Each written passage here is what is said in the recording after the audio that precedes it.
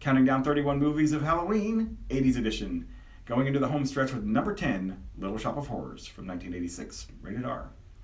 This movie is directed by Frank Oz and stars Rick Moranis and is one of the very few movie monster musicals ever made.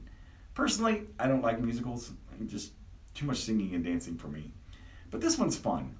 It started out as a low-budget 1960 movie and then became an off-Broadway musical in 1982. Ellen Greene, who plays Audrey, is the only one from the musical to actually be in the movie. Since the movie's got such a small cast, it has become very popular with school and community theater groups. My personal favorite is the one my niece was in. I still find myself saying "Feed me, Seymour" when I get hungry enough, and you might throw out your houseplants after seeing The Little Shop of Horrors.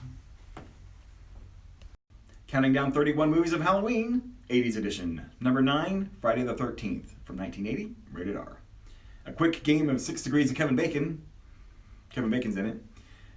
This movie was inspired by Halloween, a slasher film, number 16 on this list, and Meatballs, a teen summer camp sex comedy. Inspiration comes from weird places. This movie was filmed in just 28 days with a budget of $550,000. Its opening weekend, it made $5.8 million. Do you think Hollywood will ever learn that a big budget doesn't always make a great film?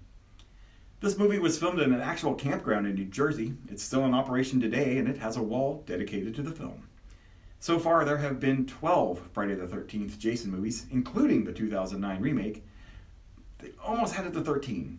Oh, wait, there was a TV series. If you count that, 13. But watch the original on the next Friday the 13th. Counting down 31 movies of Halloween, 80's edition. Number 8, The Fly from 1986, rated R. This is a remake of the 1958 movie The Fly, starring Vincent Price. Jeff Goldblum and Gina Davis would star in 3 movies together during the 80s. The other 2 are Earth Girls Are Easy and Transylvania 65000. How did that not make the list? Comedy legend Mel Brooks wrote the tagline for this movie, "Be afraid, be very afraid." It was his company, Brooks Films, that produced the movie. At the time, Mel Brooks didn't want people to know he was involved in the movie, fearing that people wouldn't take it seriously. This movie made the list of 1001 movies you must see before you die, and you'll never look at those pesky insects the same way after watching The Fly. Counting down 31 movies of Halloween, 80's edition. Number 7, The Shining from 1980, rated R. This movie is based off the novel by Stephen King, and that was inspired by a stay at the Stanley Hotel in Estes Park, Colorado. King has often said that he hated this movie and that it was nothing like what he had intended. In 1997, he did his own remake.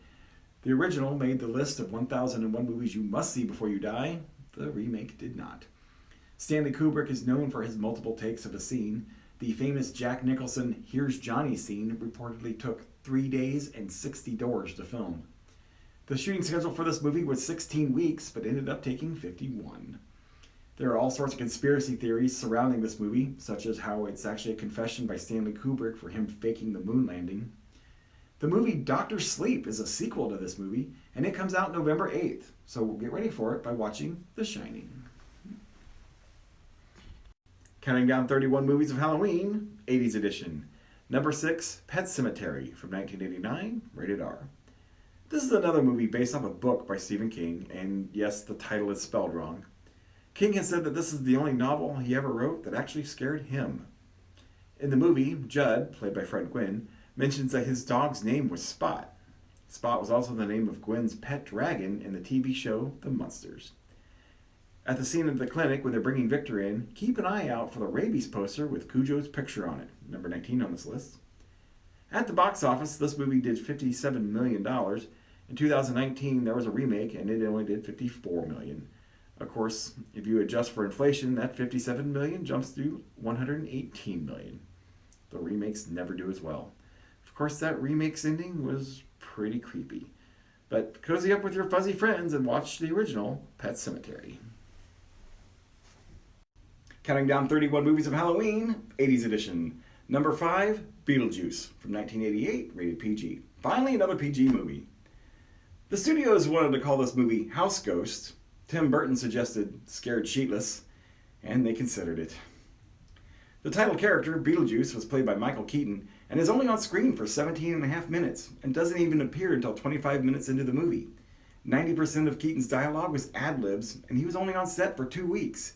Maybe that's why this is his favorite of his movies. Keep an eye out for The Fly in the movie. It's a tribute to the 1958 movie, The Fly. Gina Davis was in the 1986 remake, number 8 on this list, and the title role of that movie was offered to Michael Keaton. This movie made the list of American Film Institute's top 100 funniest American movies, so you'll have a great time watching Beetlejuice. Counting down 31 movies of Halloween, 80's edition. Number 4, Poltergeist from 1982, rated PG. Apparently Poltergeist is German for noisy ghost. In the movie, at around the 23-minute mark, there's a clock on the TV in the parents' bedroom, and it reads 2:37. This could be a wink to hotel room number 237 from The Shining, number 7 on this list. In the pool scene, those are real skeletons. Yeah, they used real-life dead guys in that pool. Well, you know what I mean. This movie made the list of the 1001 movies you must see before you die. New York Times put it on their list of the best 1000 movies ever made. And the famous line, "They're here," was voted number 69 on AFI's top 100 quote list. There were 2 sequels and a remake in 2015 and rumors of another remake on the way. Skip the remakes and enjoy the original Poltergeist. Counting down 31 movies of Halloween, 80's edition. Number 3, Ghostbusters II from 1989, rated PG. This sequel has the entire cast from the original movie, including Slimer. Slimer was very popular in the movie and in the cartoon series, so they had to have him back. He's even credited as playing himself. In some very weird foreshadowing, in the movie, Peter's on a TV show called World of the Psychic. A woman predicts that the end of the world will happen on February 14th, 2016. That is exactly 5 months and 1 day before the release of Ghostbusters 2016. Okay, how about this one? The phone number on Ecto 1 reads JL5 2020. JL5 typically stands for 555. But what if it stood for July 5th, 2020? The next movie comes out July 10th. They missed it by 5 days. Anyway, check out Ghostbusters 2. Counting down 31 movies of Halloween, 80's edition. Number 2, Gremlins from 1984, rated PG. This movie stars Corey Feldman, his second movie on this list. Howie Mandel is the voice of Gizmo. Michael Winslow is the voice of other Gremlins. And Judge Reinhold and Phoebe Cates, who also were in Fast Times at Ridgemont High. Guys, I know you know that pool scene. This movie came out on June 8th, the same day as Ghostbusters, but the story takes place during Christmas. It's one of the reasons why it made last year's list of 12 Days of Christmas movies you didn't know were Christmas movies. Personally, I think this movie would have done much better had it come out sometime between Halloween and Christmas. Maybe Thanksgiving? But hey, what do I know? This was the 4th highest grossing film for the year. Whenever you watch it, you'll enjoy Gremlins. Counting down 31 movies of Halloween, 80's edition. Number 1, Ghostbusters from 1984, rated PG. This movie made the American Film Institute's 2000 list of the top 100 funniest American movies. It also made the list of 1001 movies you must see before you die.